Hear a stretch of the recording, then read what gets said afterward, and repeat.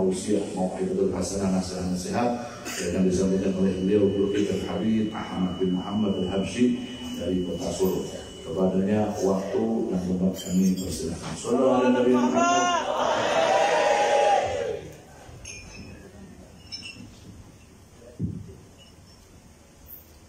Bismillahirrahmanirrahim. Assalamualaikum warahmatullahi wabarakatuh.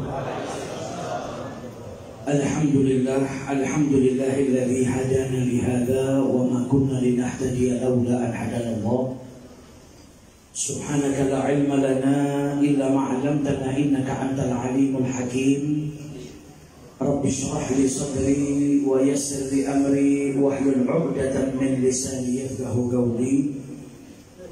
Allahumma salli wa sallim ala sayyidina Muhammad. Allahumma salli wa sallim ala sayyidina Muhammad. Miftahi bab rahmatillah adada ma fi ilmillah salatan wa salaman daimain bidawami mulkillah wa ala alihi wa sahbihi ajma'in. Amma ba'du. Yang saya hormati dan saya muliakan para habaib yang tidak saya sebutkan namanya satu persatu tanpa mengurangi rasa hormat, para alim ulama, para kiai, para asatidz, para pejabat pemerintahan, keluarga besar Pondok Pesantren Al-Insaf dan keluarga besar almarhum Kiai Haji Abdullah Sa'ad, hadirin wal hadirat yang dimuliakan oleh Allah Subhanahu wa taala. Semoga hadirnya kita malam hari ini di majlis ini mendapatkan keberkahan yang berlimpah dari Allah Subhanahu wa taala.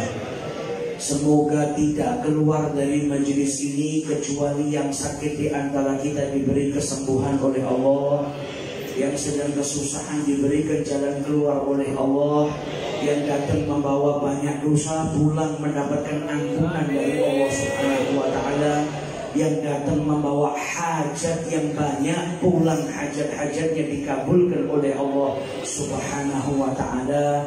Amin ya rabbal alamin. Alhamdulillah, malam hari ini kita tidak berkumpul di majelis ini terkecuali karena cintanya Allah Subhanahu wa taala kepada kita.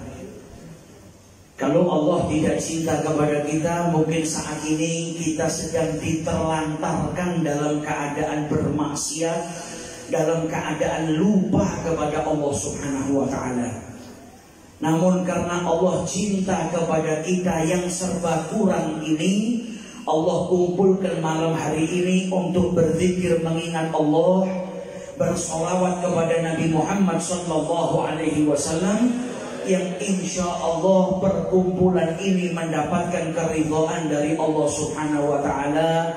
Amin ya rabbal alamin. Malam hari ini kita berkumpul juga tak lain karena rasa rindu kita kepada Nabi Muhammad. Kita berkumpul di majelis ini karena rasa cinta kita kepada Nabi Muhammad SAW. Dahulu kalau ada orang yang rindu sama Nabi Muhammad, dia tinggal melangkahkan kakinya pergi ke masjidnya Nabi Muhammad dan berjumpa dengan Rasulullah SAW.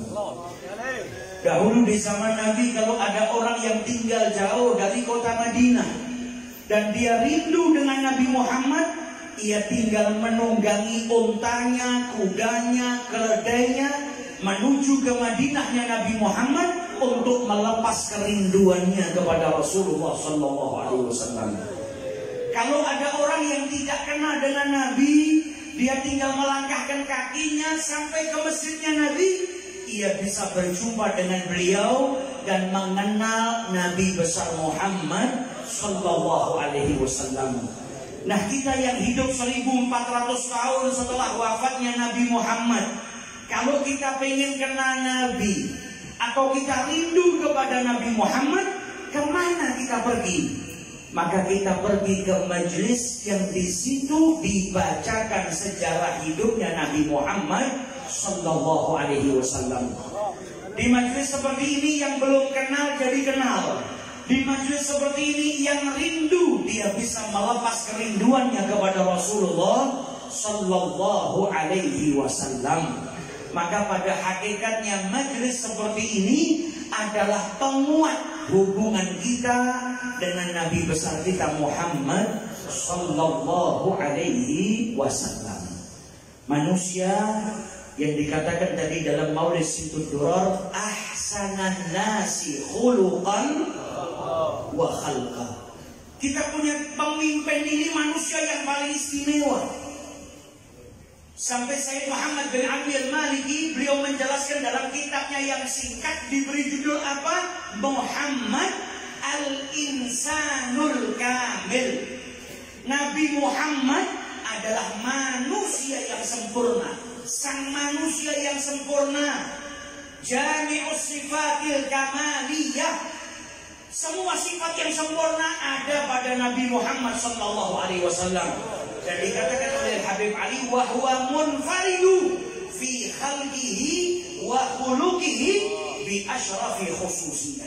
Satu-satunya manusia yang paling sempurna fisiknya, yang paling sempurna akhlaknya, yang di zahirnya dan di batinnya diberikan keutamaan oleh Allah Subhanahu.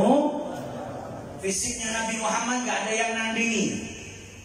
Nabi Muhammad paling tampannya manusia, fisiknya paling sempurna. Berapa banyak sahabat Nabi ketika ditanya, sifatkan kepada kami Nabi Muhammad, saking indahnya, apa jawab para sahabat? Nabi Muhammad itu seperti bulan purnama. Ada lagi yang ditanya, sifatkan kepada kami Nabi Muhammad, kalau kau melihat Nabi Muhammad, maka seakan-akan engkau melihat matahari yang sedang terbit. Ada lagi yang mengomentari ketika kumpul dengan Nabi, baru berjumpa dengan Nabi Muhammad, keluar dari majelisnya Nabi, apa katanya? Saya nggak pernah melihat manusia yang lebih indah daripada Nabi besar Muhammad Sallallahu Alaihi Wasallam. Dulu ada orang namanya Hasan bin Thabit. Hasan bin Thabit ini sebelum kenal Nabi musyrik. Gak kenal Allah, gak kenal Islam, tapi punya kecerdasan, punya kepandaian. Apa?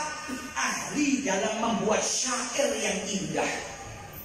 Maka Hasan bin Thabit ini disewa oleh orang kafir Quraisy, dibayar untuk apa? Membuat syair yang isinya menghina Nabi Muhammad SAW. Dibayar buat syair yang menghina Muhammad, yang mencacat Muhammad. Mereka orang-orang kafir Quraisy itu ingin merendahkan Nabi dengan syair-syair yang isinya penghinaan kepada Nabi Muhammad. Tapi Hasan bin Thabit orang yang profesional, gak terus terima duit langsung nyusun syair ngarang, tidak. Kata dia, beri waktu dulu, saya gak kenal dengan Muhammad. Saya ingin cari tahu apa kekurangannya, apa kelemahnya, apa cacatnya, untuk saya gunakan modal mencacat Nabi Muhammad SAW. Pergi Hasan bin Thabit ngikuti Nabi Muhammad. Setelah beberapa waktu ngikuti Nabi Muhammad, kembali kepada orang kafir Quraisy. Uangnya orang kafir Quraisy dikembalikan, ini ambil uang kalian. Kenapa uangnya kau balikkan? Apa kata Hasan bin Thabit? Karena saya nggak dapetin cacatnya Muhammad.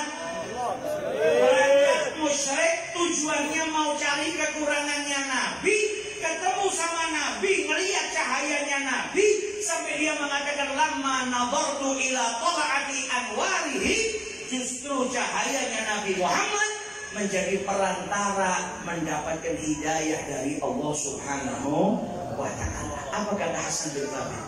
1400 tahun yang lalu Hasan bin Thabit itu pernah berkata, wa ajmalu minka lam tara qattu aini.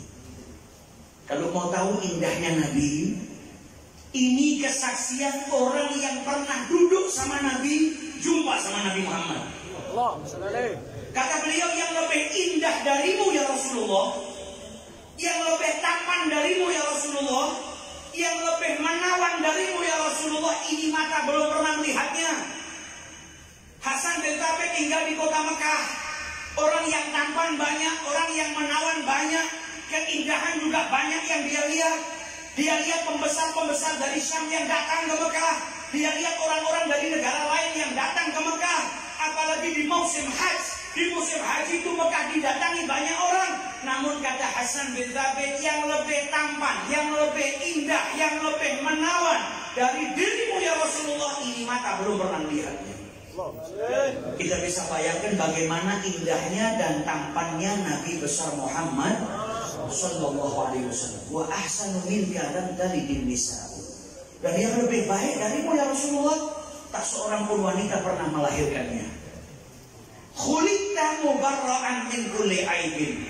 Engkau ya Rasulullah tercipta, terlahir, terbebaskan dari segala kekurangan, sempurna. Matanya Nabi sempurna, hidungnya Nabi sempurna, rambutnya Nabi sempurna, ukuran tubuhnya Nabi Muhammad sempurna, kulitnya Nabi Muhammad sempurna, semuanya buat Nabi Muhammad sempurna. Sampai beliau katakan apa? Engkau ini terlahir, tercipta, terbebas dari segala kekurangan. Ka'annaka qad khuliqta kama tasya'u, seakan-akan engkau itu terlahir, tercipta sesuai dengan keinginanmu. Saking sempurnanya Nabi besar Muhammad Sallallahu Alaihi Wasallam. Fisiknya paling indah, akhlaknya gak ada yang ngalahkan akhlaknya Nabi. Nabi ini dipuji oleh Allah dalam Al-Quran, wa innaka la'ala khuluqin azim.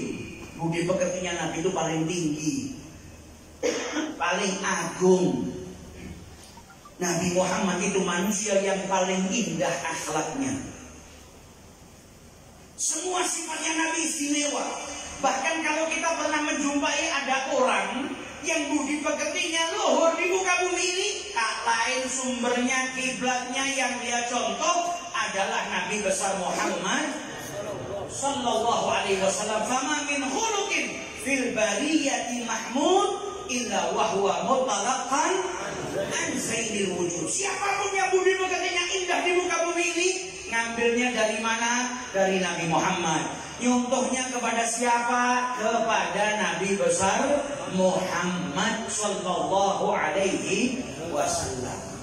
Nabi Muhammad itu dikatakan oleh As-Sayyid Abdullah Sirajuddin Al-Husaini dalam kitabnya Sayyidina Muhammad Rasulullah, kata beliau apa? Nabi Muhammad itu al-mathalul akmal fi tawadhu'ihi sallallahu alaihi wasallam ma'a'uluwi maqamihi.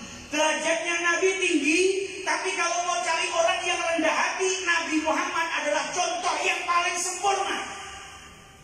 Rendah hatinya luar biasa. Nabi Muhammad itu didatangi sama Israfil. Israfil bawa pilihan dari Allah. Kalau mau ya Muhammad, kau jadi raja dan nabi. Tapi kalau kau milih, kau bisa milih menjadi seorang hamba dan nabi. Gak pakai berpikir panjang Nabi Muhammad. Bal nabiyan abdan, bal nabiyan abdan, bal nabiyan abdan. Diulang 3 kali sama Nabi. Nabi pilih apa? Menjadi hambanya Allah dan juga menjadi utusannya Allah. Karena apa? Tawadhu, rendah hatinya Nabi besar Muhammad Sallallahu Alaihi Wasallam. Padahal Nabi kalau pilih jadi raja dan Nabi punya pengawal, punya orang yang jaga pintu, punya pembantu yang meringankan urusan keluarganya, pribadinya dan lain sebagainya. Tapi Nabi Muhammad ketika Sayyidah Aisyah ditanya, Nabi kalau di rumah bagaimana? Kata Sayyidah Aisyah, Nabi Muhammad itu kalau bajunya robek, bajunya sobek, kana yakhidu thawbahu, jahit sendiri. Kalau sandalnya bodos, beliau jahit sendiri. Kemudian beliau merah kambingnya sendiri. Gak pakai pembantu merahkan kambing saya, enggak. Beliau mengerjakan kepentingannya sendiri. Kepentingan rumah tangganya pun dikerjakan sendiri oleh Rasulullah SAW. Bahkan terkadang Nabi Muhammad itu diriwayatkan sampai apa? Yarkabul himar, naik keledai. Wala yakhussu bil khisal. Dan Nabi Muhammad tidak mengkhususkan dirinya harus naik kuda.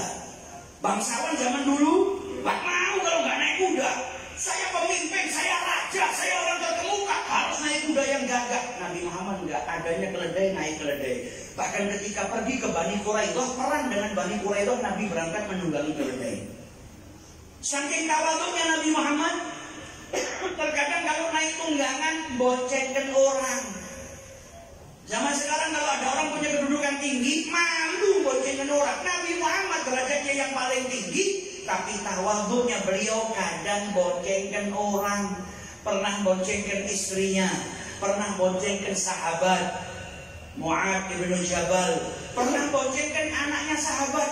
Nabi naik tunggangannya, Qultum ibnu Abbas yang masih kecil diboncengkan di depan, Al-Fadl ibnu Abbas diboncengkan di belakangnya Nabi Muhammad SAW. Nah, ini sempurnanya Nabi. Maka kata Imam Ghazali apa? Kalau seseorang itu karena satu sifat baiknya saja bisa dicintai. Kita itu terkadang bisa cinta sama orang hanya karena satu sifat baik. Ada orang yang dermawan, kita cinta sama orang itu karena kedermawanannya. Ada orang yang lemah lembut, kita bisa cinta sama orang tersebut karena lemah lembutnya. Ada orang yang rendah hati, kita bisa cinta sama orang tersebut karena rendah hatinya. Lah bagaimana kalau ada orang yang seluruh sifat baik ada pada dirinya, yaitu Nabi besar Muhammad SAW. Semakin kita kenal dengan Nabi, semakin kita tahu Nabi Muhammad, maka insya Allah kita akan semakin cinta kepada beliau Sallallahu Alaihi Wasallam. Apa kata Sayyidina Ali? Wa idza khalaqahu ma'rifatan. Kalau orang ketemu sama Nabi pertama kali, maka dia takut karena Nabi itu punya haibah. Tapi kalau sudah ngumpul sama Nabi, kenal sama Nabi Muhammad, ahabbah, jatuh cinta dengan Nabi Muhammad. Kita duduk di majelisnya Nabi, yang kita dengar Nabi Muhammad, maka insya Allah kita bisa cinta kepada Nabi besar Muhammad Sallallahu Alaihi Wasallam. Karena informasi yang sering kita dengar itu menjadikan kita jatuh cinta. Kata Syekh Yusri Jaber, kenapa kok Nabi Muhammad itu bersabda dalam hadisnya, Al-mar'u ala dini khalilih. Seseorang itu akan mengikuti kekasih hatinya, teman duduknya, sahabatnya. Maka Nabi Muhammad ngasih kita kewaspadaan. Dengan siapa kalian berkumpul?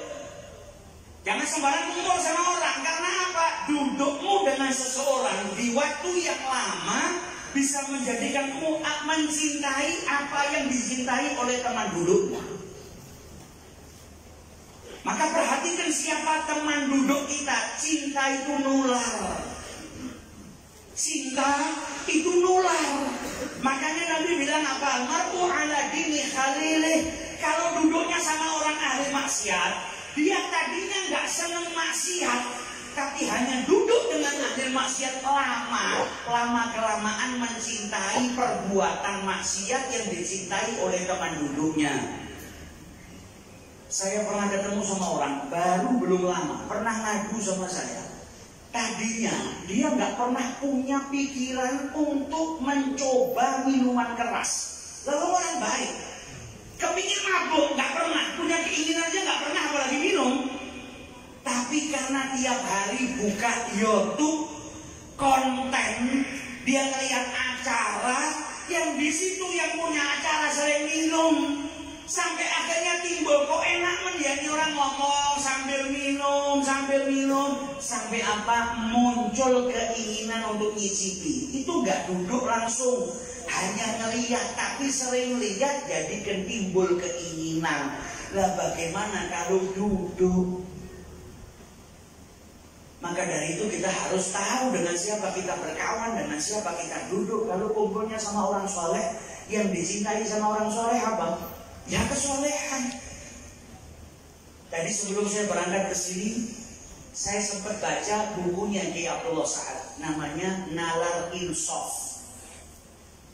Beliau banyak menceritakan tentang kejadian-kejadian yang dialami oleh beliau, atau pelajaran-pelajaran penting yang beliau dengar dari seseorang semasa hidupnya. Ada satu kisah yang unik. Beliau pernah diperintahkan untuk mewakilkan Habib Lutfi isi acara di Jambi. Gak kenal sama panitianya, dijemput. Karena saat itu Habib Lutfi berhalangan, minta Kiai Abdullah Sa'ad yang menggantikan, akhirnya berangkat naik pesawat dari Solo transit di Jakarta.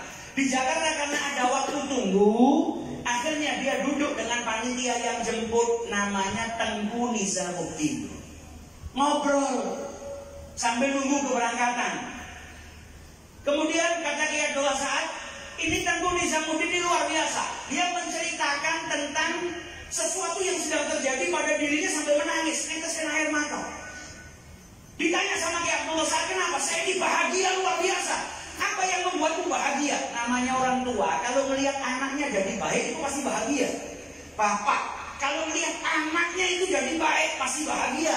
Tapi anak nggak bisa jadi baik kecuali apa? Pendidikan orang tuanya juga harus baik. Kata Kiai Abdullah, kenapa kok Anda ini sampai nangis? Dia bilang, alhamdulillah saya punya anak, belum lama ini baru kerja.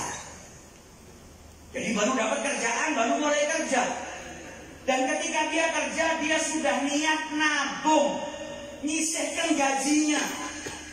Kata Kiai Abdullah, ternyata gaji yang disisihkan sama anaknya bukan buat bangunkan rumah orang tuanya, atau bukan dia bangun rumah. Ini yang buat orang tuanya nangis. Sama Kiai Abdullah ditanya, nabung buat apa Tengku? Kata Tengku Nizamuddin, anak saya nabung, tujuannya apa?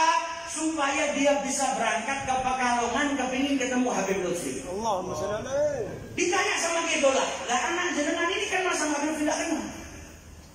Kalau anak jenengan nggak kenal, berarti ketularan cinta dari siapa? Dari bapaknya.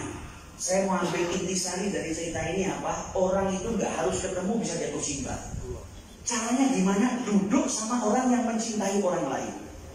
Jadi kalau ada orang tanya, bisa nggak saya cinta sama Nabi Muhammad tapi saya nggak pernah ketemu dan saya nggak pernah kenal, lebih jauh tentang Nabi Muhammad? Bisa. Caranya gimana? Duduk sama orang yang cinta dengan Nabi Muhammad. Nah ini ada orang saja karena cinta nular ke anaknya. Padahal anaknya nggak pernah ketemu, anaknya nggak pernah tahu, tapi bisa cinta hanya karena apa? Duduk sering dengar dari bapaknya, jadikan anak itu cinta. Lah kalau kita duduk di majelis sama orang-orang yang cinta sama Nabi Muhammad, yang kita dengar Nabi Muhammad, yang kita sibukkan hati kita dengan Nabi Muhammad, maka insya Allah nggak keluar dari majelis tersebut kecuali apa? Cinta kita kepada Nabi Muhammad SAW. Dan almarhum kita tahu bagaimana perjuangannya yang tak henti-hentinya, dari mulai di majelisnya sampai di tempat-tempat yang lain. Tujuan beliau apa? Mengenalkan masyarakat kepada Nabi Muhammad, ngajak masyarakat untuk mencintai Nabi Muhammad. Kalau bab mencintai Ahlul Bait, saya nggak perlu cerita panjang lebar. Jenengan yang kenal Kiai Abdullah sudah tahu bagaimana mahabbahnya kepada Ahlul Baitnya Rasulullah. Yang nggak belum kenal bisa baca buku beliau. Yang belum kenal bisa lihat ceramah-ceramah beliau. Bagaimana mahabbah yang bukan pura-pura, bukan manis-manis mulut, tapi mahabbah yang memang datang dari lubuk hati beliau. Semata-mata dia ingin mengikuti apa yang dikatakan oleh Sayyidina Abu Bakar Siddiq, urhubu al Muhammad fi ali bait, urhubu Muhammad fi ali baitihi. Itu yang beliau perjuangkan agar memiliki hubungan yang erat dengan Rasulullah melalui keturunannya Nabi besar Muhammad SAW. Dalam kitab beliau Nalal al-Insaf ada satu kisah yang sangat-sangat menggugah luar biasa. Itulah karena dekat itulah juga sama Habib Thohir, kebetulan lama nggak ketemu, saya kabarin kalau Habib Thohir ini sedang kena ujian berat dari Allah. Apa? Kedua ginjalnya tidak berfungsi, gagal ginjal dua-duanya, harus cuci darah 1 minggu sampai 2 kali. Ini bukan hal yang mudah. Dan terkadang kalau lagi anfal-anfalnya atau lagi drop-dropnya sampai 3 kali cuci darah. Gak lama Kiai Abdullah ini pergi ke Pemalang.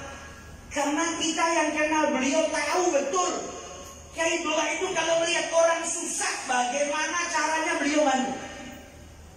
Ingin mengamalkan sabdanya Nabi Muhammad apa? Amal yang paling utama di mata Allah setelah fariḍah, idkhalus surur, masukkan kebahagiaan kepada hatinya orang yang beriman.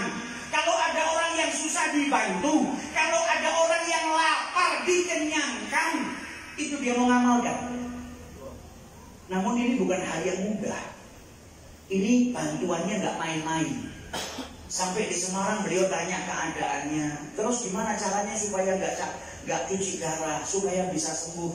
Kata Habib Thohir, ya satu-satunya cara cangkok ginjal, transplantasi ginjal.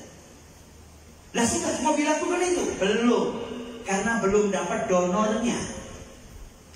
Kalau dapat donor pun nggak segampang itu. Orang punya ginjal terus mendonorkan ginjalnya, harus darahnya itu sama dulu, harus ada pemeriksaan bertahap. Ini bukan perkara yang mudah.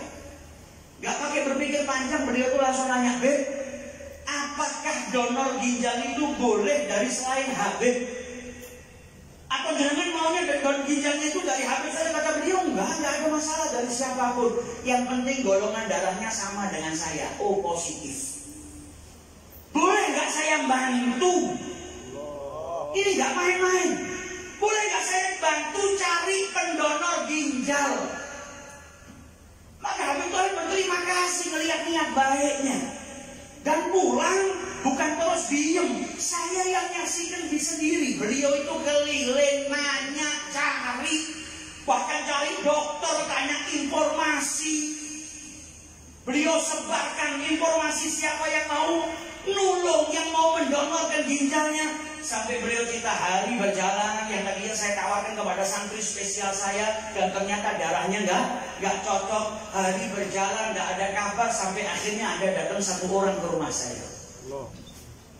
Kata beliau, orang itu datang wajahnya sedih. Ditanya sama dia itulah, kenapa? Dia bilang, Yai, dari mulai pertama saya dapat SMS-nya panjenengan, kalau ada seorang Habib yang sakit dan butuh donor ginjal, hati saya jerit. Dan saya gak bisa diem. Saya mau donorkan ginjal saya satu buat Habib itu. Tapi yang saya pikirkan istri saya gimana? Saya ini hidup berumah tangga, gak gampang donorkan ginjal. Sampai akhirnya saya kepikiran. Istri saya nangkep, kok saya ini sumpah nangis. Kemudian istri saya nanya, Mas, kenapa kok jenengan ini tiba-tiba sedih? Maka saya pun beranikan untuk jawab pertanyaan istri saya. Dek, saya ingin membahagiakan Rasulullah. Istrinya kaget. Siapa yang gak membahagiakan Nabi Muhammad? Terus caranya bahagia itu gimana, Mas? Maka suaminya menceritakan ada seorang Habib yang dia itu berdakwah, menghidupkan sunnahnya Nabi, meneruskan perjuangannya Nabi kena musibah gagal ginjal, dan dia membutuhkan donor ginjal. Maka saya ingin mendonorkan salah satu daripada ginjal saya. Apa jawaban istrinya? Mas, saya ikhlas dan saya ridho karena Allah Subhanahu wa ta'ala. Maka orang itu ketika datang ke Kiai Abdul As'ad, sebelum pulang Kiai Abdul As'ad bilang apa? Sampaikan salam saya, salam ta'zim saya kepada istri Anda yang mengetahui makna kehidupan adalah perjuangan. Yang saya tangkap di sini, orang ini hasil didikannya siapa? Kalau sudah gurunya ahli mahabbah, dengar dari mulut gurunya cinta, maka jadi seperti sabda Rasulullah, al-mar'u ala dini khalili. Hidayah memang di tangan Allah, nggak ada yang bisa membolak-balikkan hati kecuali Allah Subhanahu wa ta'ala. Tapi kita lihat hasil pendidikan orang yang mencintai Allah dan Rasulnya dan mencintai ahli baitnya Rasulullah, maka dia pun akan mendidik dengan didikan yang sama kepada murid-muridnya. Bahkan kata beliau, sampai datang orang lagi mau donorkan ginjalnya, beliau sampai takjub.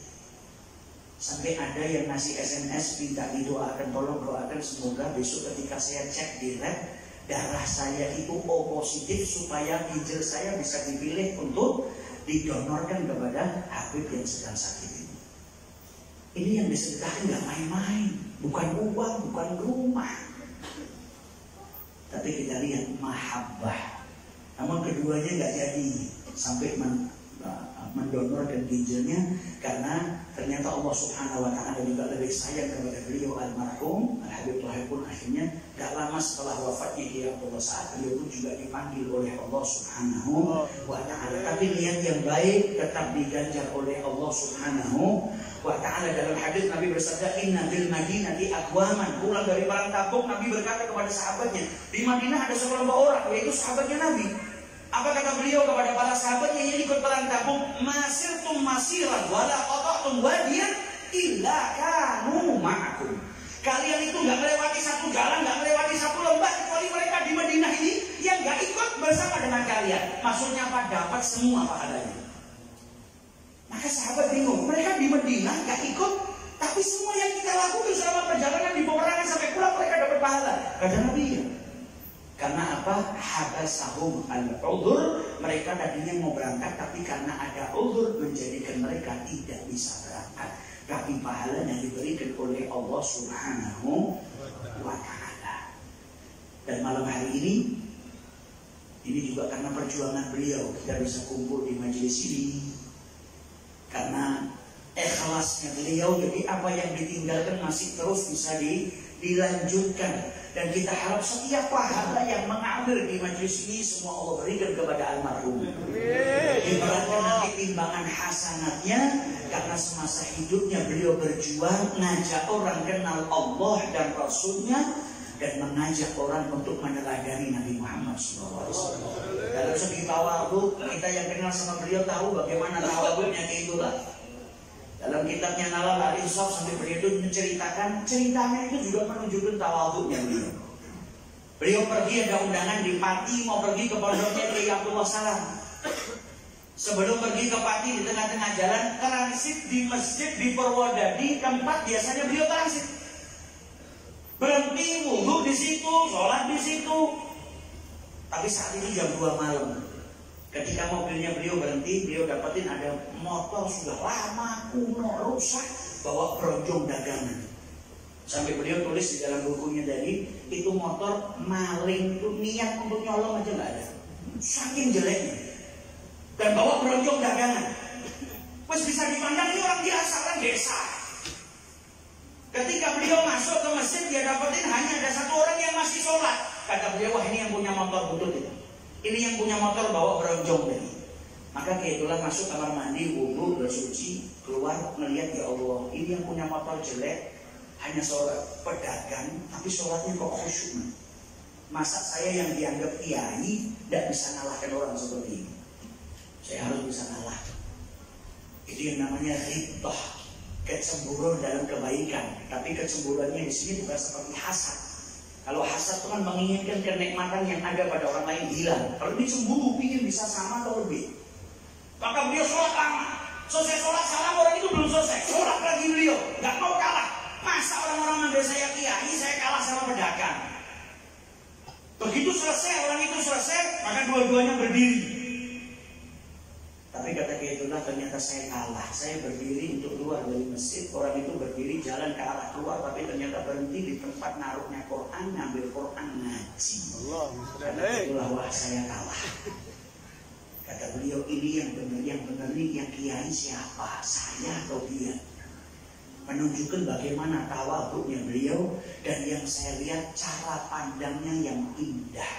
Karena orang itu kalau hatinya sudah hidup, cara pandangnya akan berubah.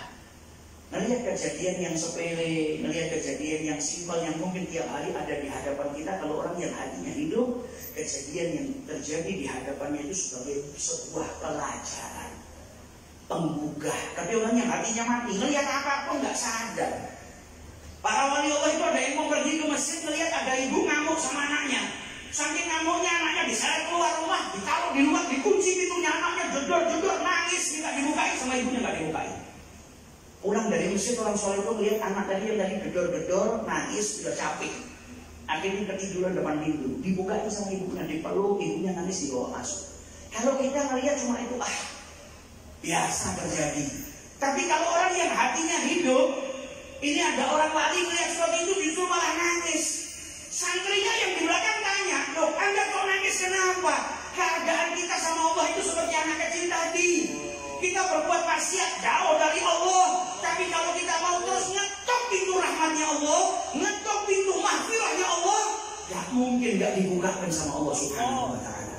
Anak kecil itu salah sama ibunya, ngetok dibukakan sama ibunya, diterima kembali sama ibunya. Andai kata kita mau mengetuk pintu maghfirahnya Allah, niscaya kita pun akan diterima sama Allah. Kok bisa mikir seperti itu? Karena hatinya itu. Itulah itu pernah ngajak para santri-santrinya urunan buat amal jariah. Beli tandon diletakkan di atas ini.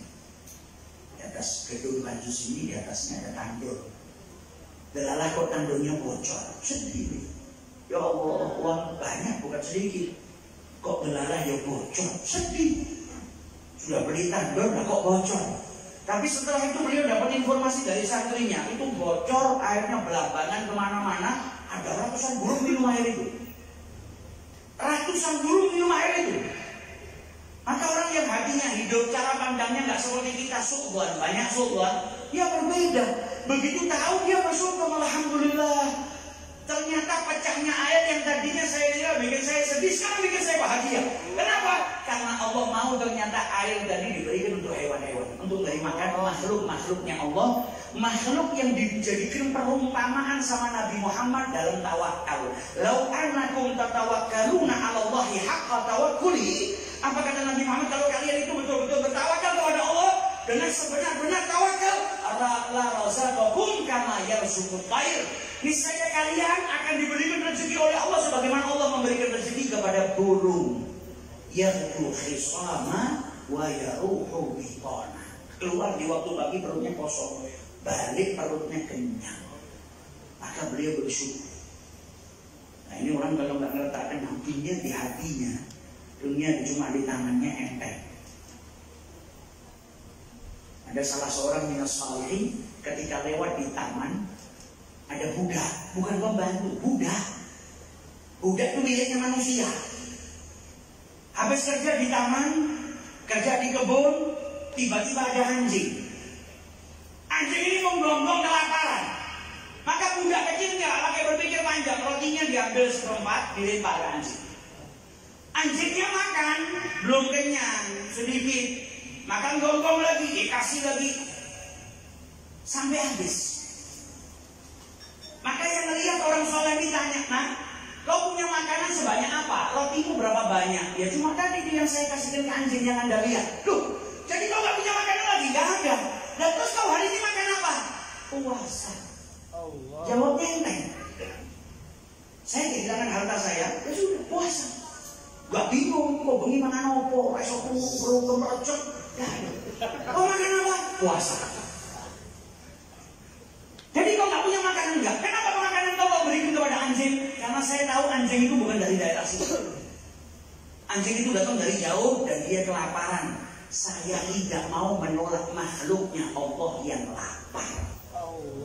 Kalau sama anjing aja sifat rahmannya seperti itu, apalagi sama manusia. Nabi Muhammad dalam hadisnya meriwayatkan kepada kita apa? Orang yang ngasih minum anjing, turun ke sumur, naruh air di sepatunya, digigit, manjat ke atas, dikasih minum, dan dia dapat imbalan dari Allah apa? Maghfirah. Susah payah hanya untuk memberikan minum seekor anjing. Karena apa? Dia juga makhluknya Allah Subhanahu wa ta'ala. Irhamu man fil ardi yarhamukum man fis sama. Nah kalau masih makan haiwan saja, itu bisa jadikan manusia dapat ampunan dari Allah, apalagi yang dikasih makan manusia, apalagi yang dibantu manusia. Tapi justru zaman sekarang berbalik, banyak orang lebih sayang sama anjing daripada sama manusia. Anjingnya diberikan makanan 3 juta, 4 juta, tetangganya lapar, kelaparan gak digubris. Nah kalau anjing saja makhluknya Allah kita sayangi, bisa dapatkan rahmat dari Allah, maghfirah dari Allah, apalagi makhluknya Allah. Ayo kita tiru, kita contoh kehidupannya orang-orang yang soleh. Jangan datang ke majelis haul, tujuannya apa? Mengenal jalan hidupnya orang soleh. Ihdinas siratal mustaqim. Jalannya siapa yang lurus? Jalannya salah satunya jalannya orang-orang yang soleh. Jadi kita teladani orang-orang yang soleh, kita contoh jalan hidup mereka. Karena jenengan hari ini sedang ditunjukkan sama Allah. Orang yang hidup di dunia ini nanti kalau mati keadaannya 2. Kalau selama hidupnya di dunia bikin kerusakan, tidak ada yang ngumpul kayak gini, doakan tidak ada. Kalau ada orang yang hidupnya itu suka bikin kerusakan, nyakiti hatinya orang, nggak pernah nebar manfaat, itu kalau mati tombolnya seneng. Alhamdulillah mati. Orang ruwet menahan ini. Orang senang. Tapi kalau orang yang memberikan manfaat hidupnya, bantu orang, ngebarkan kebaikan, ketika meninggal dunia ditangisi. Ketika meninggal dunia nggak dilupakan oleh para pecintanya. Sudah 1 tahun beliau wafat, masih kumpul orang doakan beliau. Masih banyak orang yang meneruskan perjuangan beliau.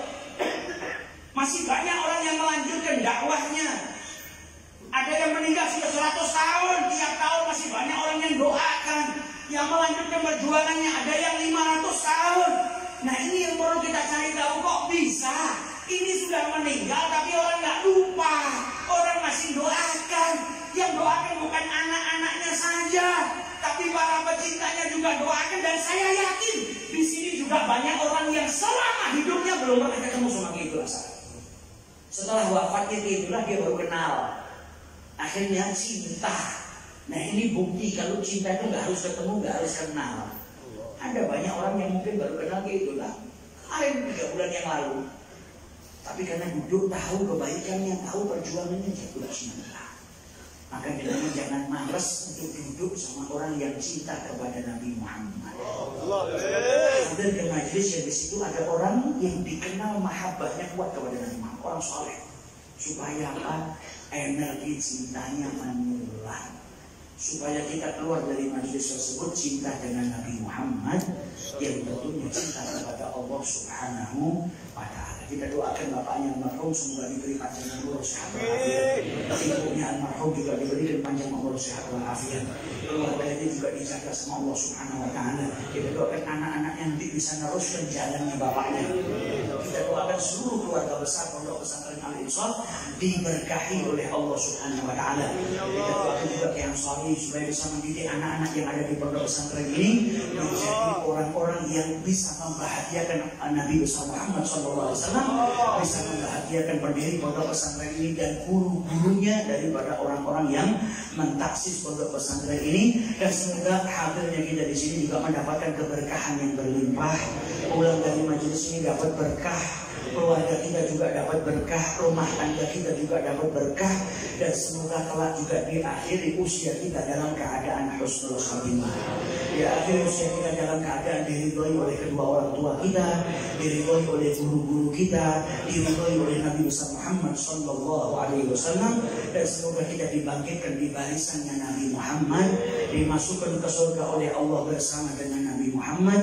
Nadkhul ma'a Taha wa alihi fi sufufil awwalat ma'ahum da'iman fi daril bih wa daril akhirah. Wa sallallahu ala sayyidina Muhammadin wa ala alihi wa sahbihi wa sallim. Walhamdulillahi rabbil alamin wal afu minkum. Assalamualaikum warahmatullahi wabarakatuh. Assalamualaikum warahmatullahi wabarakatuh. Demikian dari nasihat-nasihat yang disampaikan oleh beliau, guru kita Habib Ahmad bin Muhammad Al-Habsyi. Semoga beliau selalu dalam lindungan Allah Subhanahu wa Ta'ala, memasyakan usia beliau dalam keadaan sehat walafiat, dan terus bisa membimbing kita, mengajak kita untuk semakin mencintai Nabi Muhammad SAW. Amin. Jangan pulang dulu sebelum dibacakan doa. Kita baca doa dulu bareng-bareng, nanti baru pulang dari tempat ini. Kalau dari awal sudah ikut tapi tidak ikut doa, yang mana ya? Ibaratnya belonjo, terus itu akhir belonjonya orang digomuli, tinggal lagi itu belonjo. Maya, kalau Nabi Muhammad, kalau ini kan malam Ahad, malam Minggu, jadi malam panjang. Mau itu kan mengira pokok. Ngantuk-ngantuk sudah secara orang-orang saya belajar dan orang. Biasanya nih pengajian ini kalau saya turun ngomongnya, kalau pengajian turun enak gitu. Nah, angin turun, dicari pagi-pagi seperti ini, sambil dengarkan bos juga turun enak. Insya Allah saya turun juga utangin dan lunas. Dan juga akan utang terus. Biasanya ini kudu mani 13 saat atau 15 menit. Pulaannya saya untuk kalongan ya. Biasanya temu-temu acara ada turun. Aduh, amin paling bantu utangin dan lunas. Biasanya 13 saat. Tapi pulaannya saya untuk kalongan. Nah, ini kadang kalau yang ditulis di Kang Bejo itu, riwayat yang lain itu api-api, kecuali riwayat tentang saya. Bukan arah protes, tapi wong Islam no. Protes ya Allah. Protes kalau Habib yang lain itu cerita soal ilmu. Tapi khusus cerita soal saya, ceritanya bab asing tau. Ini kenal asing gara-gara bibit. Orang cocok kok ini, kadang bikin emosi. Kalau emosi wong Islam no ngambil adik-adik itu tidak boleh.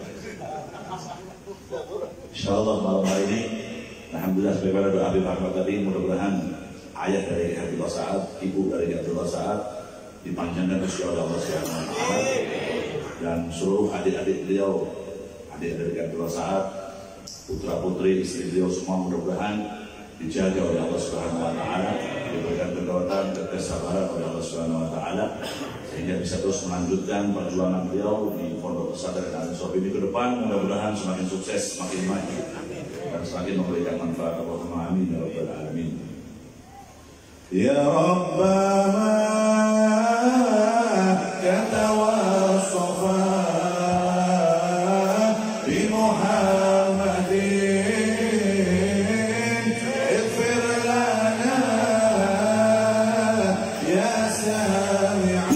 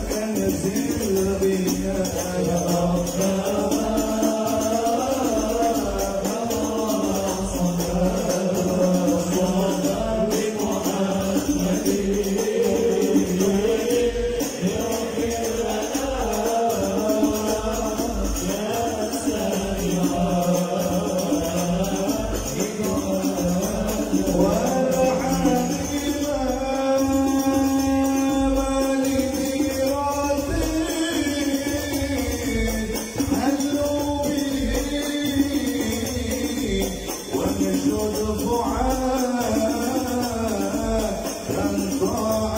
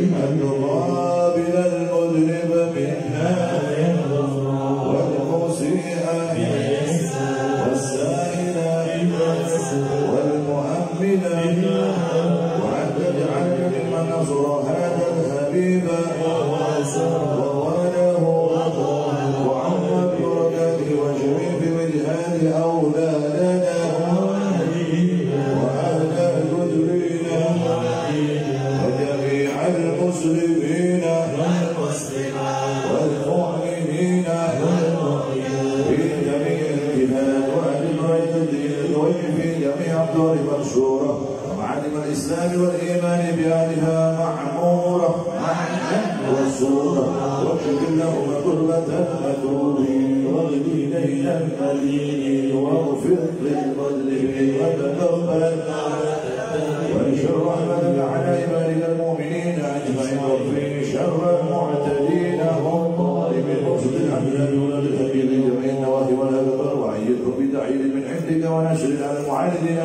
الرافقين واجعلنا يا ربي بالحسن الحصين من جميع البلايا واجعلنا يا ربي بالحسن الحصين من جميع البلايا واجعلنا يا ربي بالحسن الحصين من جميع البلايا وبالحفظ المكين من الذنوب والخطايا وعلمنا بالعمل بطاعتك وصدقك بهمة الآباء من وإذا توفيتنا فتوفنا مسلمين مؤمنين واختم لنا منا بخير وصل وسلم على هذا الحبيب المحبوب للأجسام والأرواح والقلوب وعلى آله وصحبه ومن له منسوب وآخر دعوانا الحمد لله رب العالمين سبحان ربك رب العزة عما يصفون وسلام على المرسلين والحمد لله رب العالمين. الفاتحة.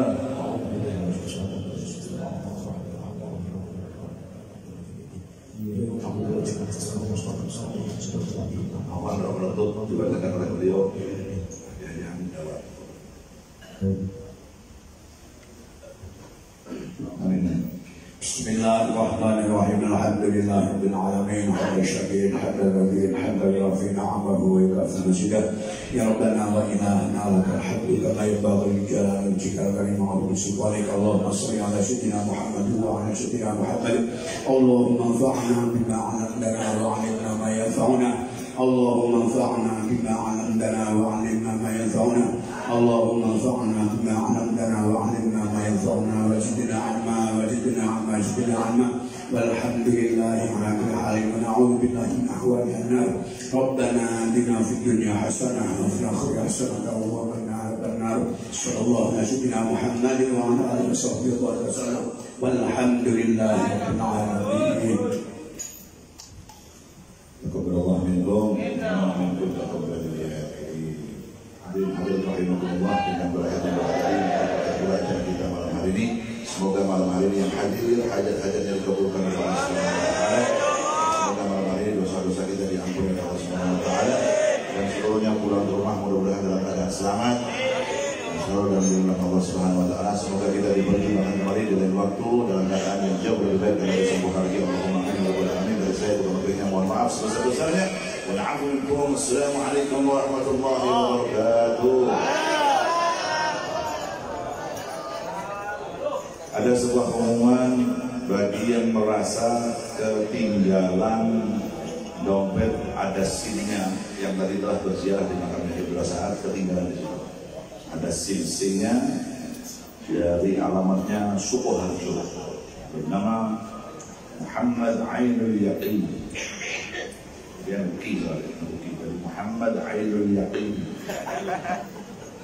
Bisa menghubungi Ustadz Ansor atau Bansar. Barangnya sudah ada di Bansar, ada di pos Bansar. Muhammad Ainul Yaqin dari Sukoharjo, dompet beserta SIM. Sallu ala